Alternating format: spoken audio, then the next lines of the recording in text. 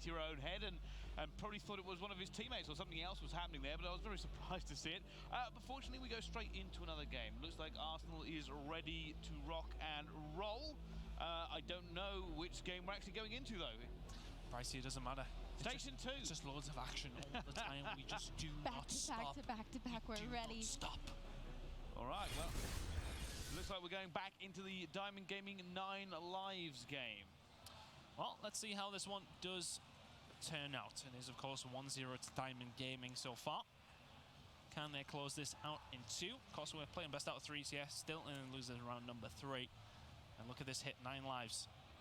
Straight through the middle again, and as I said, that middle lab control, you can dictate so much of what goes on in the map. Kratos, the guy I want to keep an eye on here, actually, because he could really disrupt what's going on.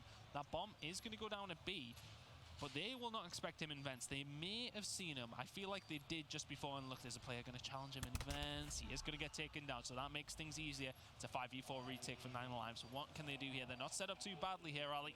The break's going to try and come in. No, not at all. I like the way 9 Lives were set up, but unfortunately they did play that incorrectly. And it looks like Nox has a sniper out. He's looking to pick something. It is a 4v2 as they do get picked up on that flank in the back. And now we're just looking at Gump and Airy and see if they can get some picks, you know, get that life count up. They do need to be careful of Nox because if he hits a shot, but he doesn't. Airy with a nice 2-piece, and now suddenly is a 1v1. Unfortunately, Airy cannot get the third exclusively. He closes that out. So you go 1-0 to Diamond Gaming there. But for me, you know, I think that sniper just doesn't pay off in the end. They were in a good position when he's sitting up top guns.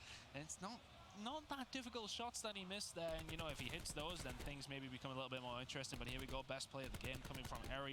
In the end, doesn't really matter. Some good shots with the ICR, though. Finds 2 and finds the 3rd on the bomb. Ultimately, though, not good enough. The round now goes over towards Diamond Gaming. Finding themselves up 1-0 in the series, 1-0 here in the Search and Destroy as well. 9 lives trying to get back into this. I'm interested to see if he pulls out the sniper again. I mean, I feel like after you have a round like that, after you don't really hit your shots, I mean, it's interesting to see like if you put it away or if you keep trying. He was lucky that they still won the round in the end, but at the same time, those sort of shots are ones you fully expect to be hit. Here we go, and there's going to be an air hit now. 9 lives making the push towards it, getting behind the bomb. That ultimate cover, it's a really good spot to find yourself in. You know, you can just get a great snap on the player towards backstairs there and just pushes him away. Eric continuing with this ICR, causing problems, finds 1 before he does go down. Now a 3 versus 3 exclusivity, trying to make the push there. Had backup from his team. I'd like to see him just maybe play his life a little bit more. Either way, it does go down now, a 2v3 for Diamond. They've got to go and try and retake this bomb site. Rev is going to find Gump, though, making a 2v2 example, though. Takes him down, and it is going to be Proxify. Trying to find 2, finds 1. 1 more behind the bomb site. Good shots with the Maddox. He's going to find a 2nd as well with the shot punch. A great 1v2 from Proxify. Finds Diamond now 2-0 up in the Search and Destroy. Great play out of him here. No, absolutely. I love the way he played that. You know, instead of trying to challenge them both at the same time, he waited for it. He waited for one to show their face, and he found the one. And then, I mean, just a reaction time once he realized the other one was on top of him. I mean, that was incredible. And the thing is that he just makes sure he gets that 1 bullet in, then the punch comes in. That was the only thing for the other, the member of 9 lives there. I didn't quite catch who it was, but he went for the punch first. And if you don't get that first shot in, it's just about beating them to the punch, essentially. And it is going to be Diamond who take that one. Can they continue here? Rolling with the punches. Diamond Gaming now. Slow push over towards A. Expecting this from 9 lives as well. They're going to think it's over towards B, and you've just run into Maddox and ICR fire. All 5 of them running into the firing range. Proxify now pushes forward. They're looking for this final kill, and that's a very well played round out of Diamond Gaming. Playing the mind games, and it pays off for them. No, absolutely. This is what I was talking about. You know, when you get deeper in the round, you start seeing strats come into play, a little more IQ coming in the SNDs, and you know, they play that really well. You know, play that slow A. You know, either they're gonna rotate their spawn. You know, you already know that, or you know, we wait a little longer. We either wait for somebody to flank, or we push up and take over that bomb site, knowing that they're gonna be rotating. So that was a really good blind push on A. It's one of those ones that works out great if they do make that push towards it. But if they all go to the other side of the map, then even then, though, you got a free rotation over towards A, so I didn't mind that at all from Diamond Gaming. Pays off for them as well. 3-0 here in the Search and Destroy, and they are pretty much coasting at this point. Rev now. It actually worked out for them because they didn't go, they weren't at B, you know, because if they had gone B, then it would have been a little different story, but thankfully it worked out. Let's see how they play this one now. On the defensive is going to be Rev back towards the B side here. Waiting for the push to come through. Seems as if it quite a similar round coming out of 9 Lives on the attacking side of things. Nothing too aggressive. I think Exclusivity is going to be the first guy to see somebody. I think he might have heard them coming in through the window. Gump, though, gives them the gunny in mid-map, and there you go. Lab control now for 9 Lives. Do they choose to go towards A? It's looking that way. Credo needs to stay alive or get a couple of kills at least. Goes down, though. Next up, double grenade coming in. He's just thrown that in the lobby and hope for the best. Found 2, 3v3. Neox towards the back, knows that lobby control is pretty much all gone. Pretty much allowing them to go for the plan here. They know they have time in their side here. Diamond Gaming, 23 seconds remaining for 9 Lives to try and get this down. And this is where the push comes in. It's technically a 2v3 because one's planting the bomb. Proxify finds one and the kills are traded. Suddenly it's a 1 versus 1. Do you go to challenge it? If you are Rev, ICR in hand, staying alive as best he can. Finds the shots though, and Eri will go down. That's an ICR fight. You would have expected him to win, but there you go. Another round on the board for Diamond Gaming. And you know, yes, okay, it's 4-0, but some of these rounds are coming right down to the wire. Oh, yeah, you know, 1v1s. Really, and this is what sets it up, though. Look, that lobby push, I loved it there from 9 Lives. It was a really good push by them. That's the area you want to get in any scenario. You want to control lobby. And that grenade, absolutely fantastic. Time to perfection. 4-0 now to Diamond. I was very interested to see that they like went to B and like maybe peaked 1 and then suddenly made the mid rotation. Like that was a very interesting play call for me. That definitely worked out in the end, though. Diamond now, very much cruising in this one. I said it was a relatively comfortable map number 1, and now find themselves in map number 2 in pretty much a very similar situation. 9 Lives just have not guessed the right way. They're wolf packing, if you like, in the middle of the map. It's like watching IWS and D, isn't it, where everybody just runs around together. But I mean, at this point, yes, okay, I quite get. I don't mind wolf packing together and, you know, just hunting around the map, if you like. But they really did run all the way to the back of spawn there. Wolfpack was a little interesting. I mean, they didn't even like a wide peek A. Like they went A and it was planted B, and it's just like, what are you doing? Yeah, it's quite confusing strat from them. But either way, they're making it work out though. A couple of kills going in their direction. Gump is going to find Exclusivity as well. Now a 1 versus 3. It's going to be Credo now, and it's a bad position to be in because you can sit behind the site and get the shots in if you need to. That bomb is surely going to be defused before you can get past Gump. Nice Great shots. Is the bomb going to get defused though? Yes, it is indeed in that one. And it's going to be around over towards 9 Lives. And you know, that I said, when you are towards that back and they're planting it on the other side of the bomb, it's so difficult to do anything. If they've planted it for, of course, 9 Lives' spawn side where they push through the back, which we've seen some teams do, he's maybe in a good position there. He does very well to get himself in a 1v1, to be honest. Some great shots there with the Mannix, as you can see in the best play. In the end, the bomb defuse does come in as we expected, and it's a round on the board for 9 Lives. Maybe this is their chance to try and get back into this game.